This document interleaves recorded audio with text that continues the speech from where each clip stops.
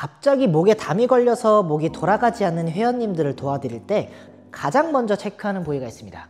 바로 양쪽 날개뼈의 위치입니다. 날개뼈는 목뼈와 연결되는 근육의 움직임을 조절하는 굉장히 중요한 중심 구조물입니다.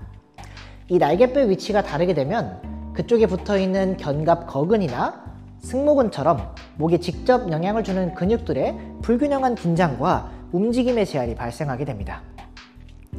이렇게 불균형한 상태에서 오랜 시간 동안 작업을 하거나 한쪽으로만 누워서 자는 자세가 반복되면 이 근육 쪽에는 과부하가 누적되고 근육들이 과민해지면서 아침에 일어났을 때 어느 순간 목이 악 하고 안 돌아가는 상태, 바로 담에 걸린 증상이 나타나게 되는 겁니다. 그래서 오늘은 목에 담이 걸려 움직임에 제한이 생긴 회원님들에게 제가 가장 많이 하는 운동 중재법입니다. 우선 통증 없이 목을 움직일 수 있는 테스트 방법과 날개뼈 위치를 안정적으로 만들 수 있는 운동법들을 오늘 여러분들에게 말씀드려 보도록 하겠습니다.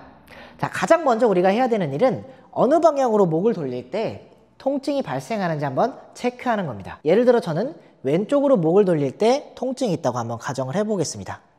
실제로 저는 왼쪽으로 목이 더 잘 안 돌아가기도 합니다.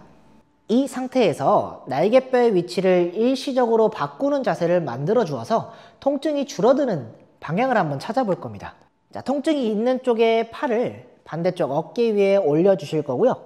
반대쪽 팔은 등 뒤로 넘겨서 뒷짐을 지실 겁니다.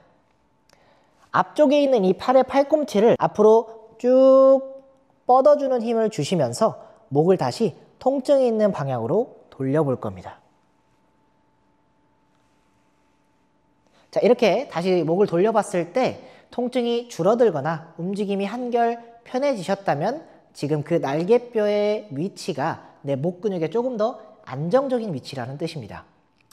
혹시 변화가 없거나 통증이 막 더 심해지시면은 팔의 위치를 이렇게 반대쪽으로 바꿔서 한 번 더 테스트를 진행해 보세요. 어느 쪽 자세에서 통증이 덜 해지는지 반드시 여러분들 기억해 두셔야 됩니다. 자, 이제 통증이 줄어드는 방향을 찾으셨다면 이 상태에서 이 예민해진 근육들을 잘 달래서 이완시켜 주셔야 됩니다. 담이 걸린 증상에서 가장 많이 긴장되는 부위가 바로 견갑 거근과 상부 승모근이라는 근육입니다. 목과 어깨가 만나는 이 지점과 어깨 끝 지점을 기준으로 이 가운데 부위에 손끝을 한번 올려서 한번 눌러보시면 뭔가 볼록 튀어나오고 아픈 부위가 느껴지실 거예요.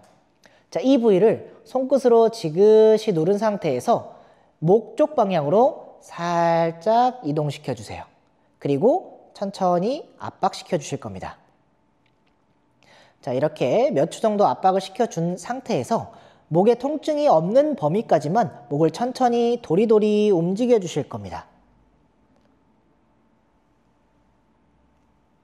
이 동작을 30회 정도 반복하시면 딱딱해졌던 견갑 거근과 상부 승모근 쪽에 혈류가 돌면서 근육의 긴장도도 서서히 낮아지실 거예요. 이제 다음으로 날개뼈의 움직임을 회복시키는 운동으로 한번 넘어가 보도록 하겠습니다. 기준은 테스트에서 통증이 줄어들었던 방향 중 앞쪽에 위치시켰던 팔이 기준입니다.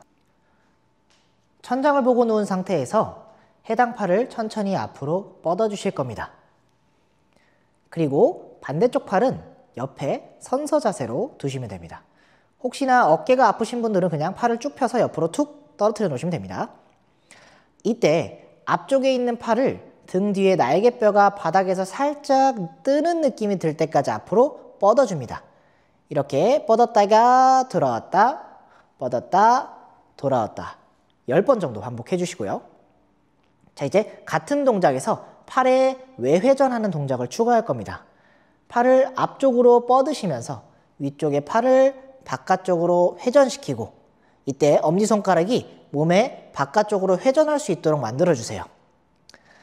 이때 적당한 무게를 들 수 있는 아령이나 물통, 캐틀벨 같은 것들을 들고 하시면 더욱 효과가 좋습니다. 이렇게 팔을 바깥쪽으로 회전시키면서 나왔다가 들어왔다, 나왔다 들어왔다 이 동작도 10번 정도 반복해 주세요. 자, 그 다음에는 위에 두 가지 움직임과 함께 통증이 있었던 방향으로 천천히 목을 돌려줄 겁니다. 절대 무리하지 마시고 통증이 없는 범위까지만 팔을 앞으로 뽑았다가 내려왔다. 뽑았다가 내려왔다. 이 동작을 10회, 총 2세트 정도 반복을 해주실 겁니다. 자, 다음 단계의 동작은 날개뼈와 목의 움직임을 함께 조절하는 동작입니다. 내발기기 자세에서 진행할 거고요. 이때 어깨에 힘을 푼 상태로 날개뼈를 뒤로 모았다가 앞으로 밀어주실 겁니다. 이렇게 날개뼈를 뒤로 모았다가 앞으로 밀어주는 동작을 10회씩 2세트 정도 반복을 해주실 거예요.